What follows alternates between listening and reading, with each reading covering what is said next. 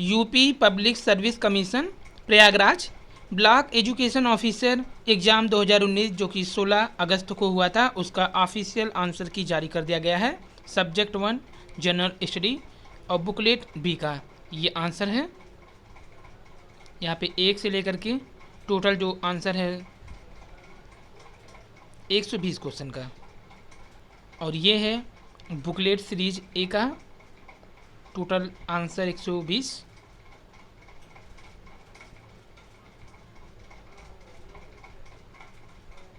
और ये है आंसर बुकलेट डी का।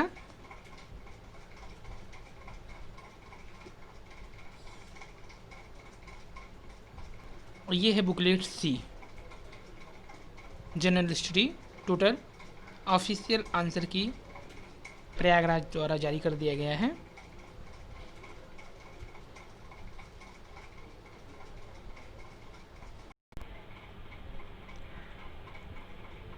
नमस्कार दोस्तों, स्वागत है आपका। टीजीटी पीजीटी की वैकेंसी की विज्ञापन जल्द तैयार हुआ सापे। तो 4 साल के बाद पहली बार आएगी टीजीटी पीजीटी की भर्ती। प्रदेश के लगभग 4,500 सहायता प्राप्त विद्यालयों में जल्द ही टीजीटी और पीजीटी की भर्ती शुरू हो जाएगी। कल हुए प्रदर्शन के बाद बताया गया कि सॉफ्टवेयर ऑडिट हो गए हैं। अगस्त अंत या सितंबर के पहले सप्ताह में आएंगे विज्ञापन। और एलटी ग्रेड का ज्वाइनिंग जल्द ही खुलेगा पोर्टल। 13 विषयों के एक साथ होंगे चयनित अभ्यर्थियों की नियुक्ति। रिजल्ट में हेर फेर कर पहुंच गई थी हाईकोर्ट अभ्यर्थी। बाद में हुआ 89 अंक पाने वाले अभ्यर्थी ने 107 नंबर बना लिए थे। अंक पत्र में नॉट क्वालिफाइड थी, लेकिन उसकी जगह क्वालिफाइड लिखवा लिया था। हम भारतीय पैसा, नौकरियां और विकास चाहते ही नहीं, चेतन भगत की लिखी गई उपन्यास। तो आधे से अधिक अभ्यर्थियों ने छोड़ दिया है बीओ का परीक्षा और पहुंचा मैटर कोर्ट में। तो 306 पदों पर भर्ती को 44% अभ्यर्थियों ने दिया परीक्षा। कोविड-19 का असर, कम रही उपस्थिति। इसके बाद देखिए कोर्ट में क्या कहा गया। तो यहाँ अभ्यर्थियों के वकील की ओर से जो दिया गया लेटर, इसमें लिखा गया है, सेवा में श्री योगी आदित्यनाथ जी, मुख्यमंत्री उत्तर प्रदेश। दिनांक 16/8/2020 को संपादित हुए बीओ खंड शिक्षा अधिकारी प्रवेश परीक्षा में छूटे अभ्यर्थियों के लिए दोबारा परीक्षा कराए जाए के विषय में है। यहाँ पे देखिए लिखा गया है, कृपया 16/8/2020 को संपादित उत्तर प्रदेश लोक सेवा आयोग द्वारा बीओ खंड शिक्षा अधिकारी प्रवेश परीक्षा से संबंधित कतिपय समाचार पत्र का संदर्भ ग्रहण करने की कृपा करें, जिन्हें मैं इस पत्र के साथ संलग्न कर प्रेषित कर रही हूँ। ये कहा गया है नूतन ठाकुर, जो कि वकील है भर्ती की।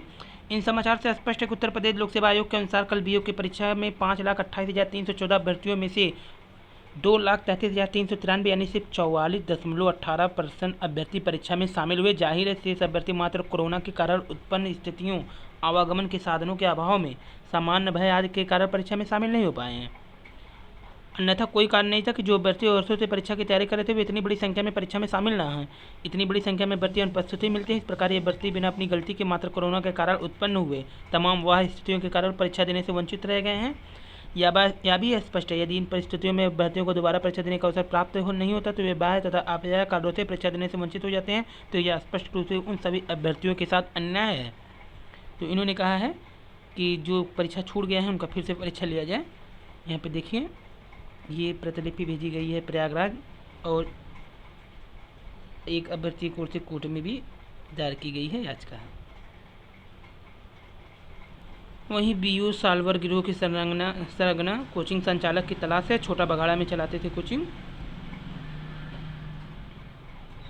वहीं एसटीएफ ये बात भी पता लगा रहा है कि अन्य केंद्रों पर भी साल्वर बैठे थे कि नहीं। तो आधे से अधिक अभ्यर्थियों ने परीक्षा छोड़ दिया था, जिस पर अभ्यर्थी कोर्ट भी जाने को कह रहे हैं, क्योंकि 44% अभ्यर्थी थे। परीक्षार्थियों का दावा भी है कि एक सवाल गलत है। यहाँ पे देखिए एक सवाल गलत है। बीयू परीक्षा में सम्मिलित अभ्यर्थियों ने दावा किया पेपर में एक सवाल गलत पूछा है। अभ्यर्थियों का कहना है कि बुकलेट के सी में गणित से जुड़ा 36वां सवाल गलत है, क्योंकि इस जवाब के रूप में जो 4 विकल्प दिए हैं उनमें कोई भी सही नहीं है। और काम नहीं आई करंट अफेयर की तैयारी।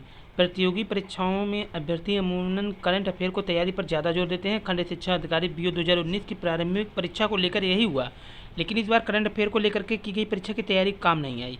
बीओ की परीक्षा में जो पेपर हुआ वो 6 माह पुराना था, जिसमें रीजनिंग की सुमेलित करने वाले सवालों की भरमार रही। रीजनिंग और सुमेलित करने वाले, हालांकि पेपर स्थिर था और संतुलित थे, लेकिन ट्रेड से हटकर पूछे गए सवालों ने अभ्यर्थियों को उलझा दिया। बीओ परीक्षा पहले 22 मार्च को प्रस्तावित था। इस पेपर में 6 माह पहले ही छप चुके थे। और ट्रेनिंग की सुरक्षा में रखवा दिए गए थे।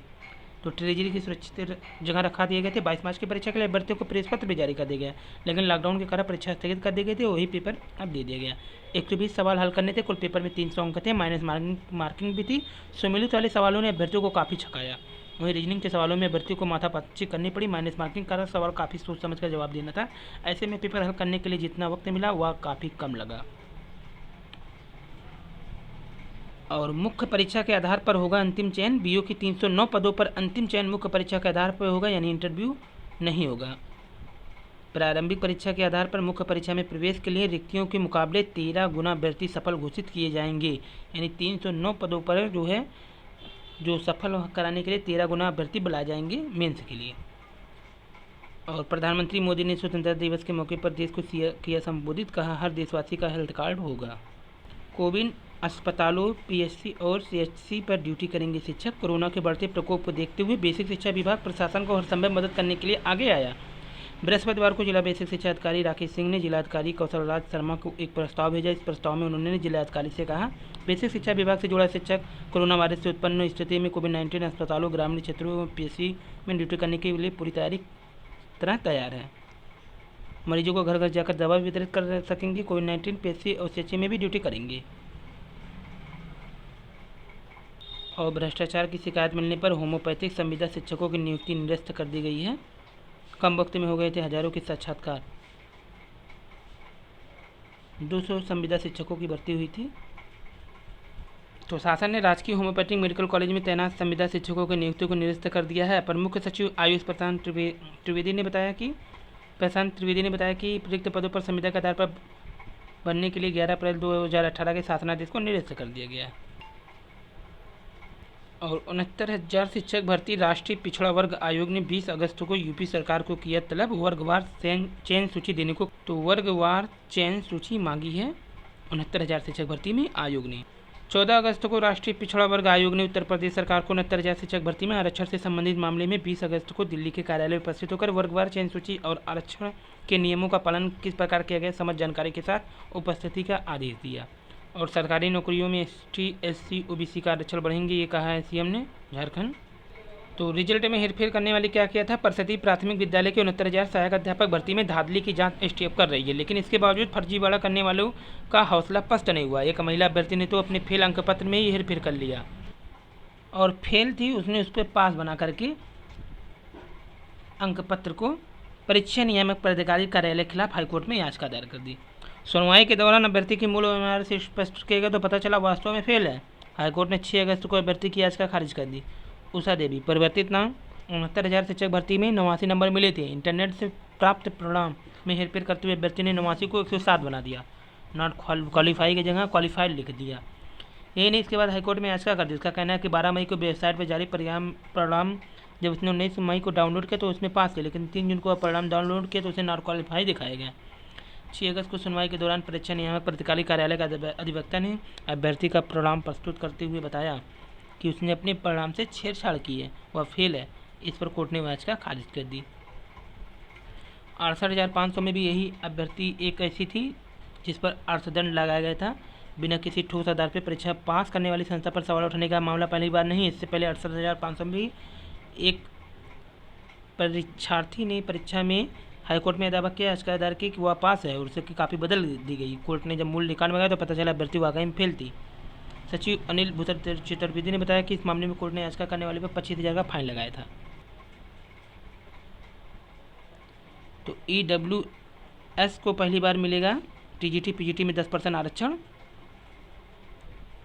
और फीस जो है टीजीटी पीजीटी के लिए हर वर्ग के आवेदन शुल्क में वृद्धि हुई है। सामान्य ओबीसी के लिए 700, अनुसूचित जाति को 400, अनुसूचित जनजाति को 200 और दिव्यांग को निःशुल्क आवेदन करने की छूट दी गई है। ईडब्ल्यूएस को आवेदन शुल्क का प्रस्ताव शासन में है। तो 4,000 की वैकेंसी जल्दी 4 साल बाद जल्दी 18 से 20,000 वैकेंसी अगस्त लास्ट से शुरू हो जाएगा विज्ञापन।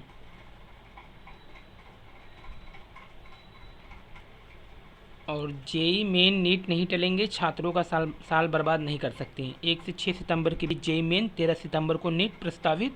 वहीं नेट पर भी जल्दी निर्णय आ जाएगा। सुप्रीम कोर्ट ने कोरोना महामारी के मद्देनज़र कोई भी परीक्षा स्थगित करने से इनकार। कोर्ट ने कहा छात्रों का 1 साल कीमती बर्बाद नहीं कर सकते हैं। Justice Arun Mishra, justice BR Gavai, justice Krishna Murari की पीठ ने कहा कोरोना के भी जिंदगी को आगे बढ़ना है, लंबे समय तक छात्र अपने भविष्य के प्रति जोखिम नहीं ले सकते हैं। देना होगा कोरोना संबंधित 100 घोषणा पत्र। अदालत के फैसले के बाद NTA ने दिशा निर्देश जारी किए। इसके मुताबिक हर परीक्षार्थी को कोरोना संबंधित 100 घोषणा पत्र देना होगा। निरीक्षक के सामने इस पर हस्ताक्षर कर उन्हें सौंपने होंगे।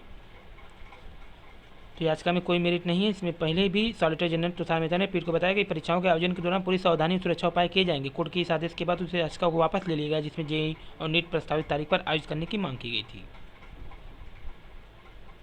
और बेसिक शिक्षा अधिकारी भदोई ने बताया कि प्रमाण पत्र जो लोग काउंसलिंग करा लिए तत्काल वो ले लें, क्योंकि अभी प्रयागराज PNP की ओर से कोई भी आदेश नहीं आया है काउंसलिंग के लिए। 69,000 शिक्षक भर्ती संबंधित ये थी प्रमुख न्यूज़ पसंद है लाइक सब्सक्राइब शेयर कीजिए। धन्यवाद, थैंक यू।